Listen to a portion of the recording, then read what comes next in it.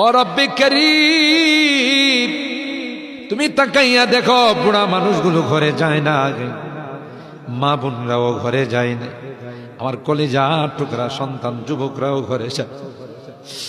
কাঙ্গালের মতো হাত বাড়াইছি,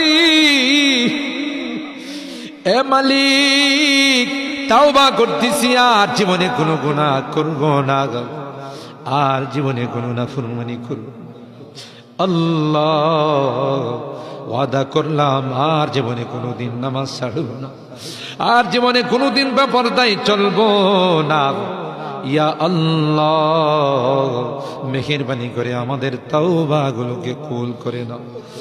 ইয়া আরহামার রাহিমিন, ইয়া আকরামাল আকরামিন। আল্লাহ, মনে চাইছে বিছনায় আরাম করার জন্য, না না না, আরামের ঘুমকে হারাম করে, শীতকে উপেক্ষা করে শুধুমাত্র কেবলমাত্র আল্লাহ তোমার কাছে তাওবা করার জন্য বসে রইলাম।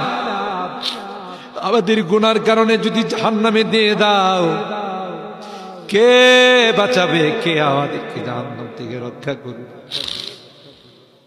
ও মালিক, কিয়ামতের কঠিন ময়দানে আমাদেরকে তুমি গুনাহগার বলে ডাক দিও। ইয়া আল্লাহ, কোরআনের মধ্যে আসে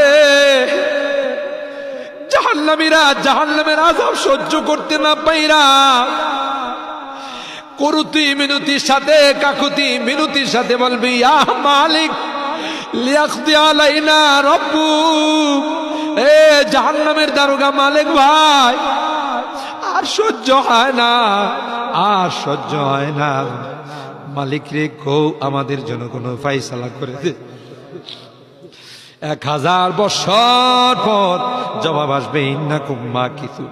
এই জাহান্নামে তোদেরকে থাকতে হবে, কোনো ডাকের সাড়া দেওয়া হবে।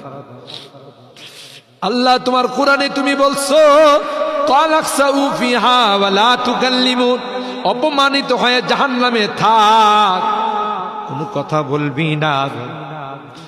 কবরের মধ্যে সাপ বিচ্ছু কামড়াবে, একদিক দিয়া চামড়া পুড়ে গেলে আরেক দিক দিয়া নতুন করে গজাবে। এ মালিক, দুনিয়ার কোন বিষাক্ত সাপ দেখলে বাঁচাও বাঁচাও করে চিৎকার করে, একটা নয়, দুইটা নয়, 99টা সাপ একে একে কামড়াবে। একটা সাপ চুল মারলে 99 হাত মাটির নিচে চলে যাবে, বিচ্ছু কামড়াবে। আমি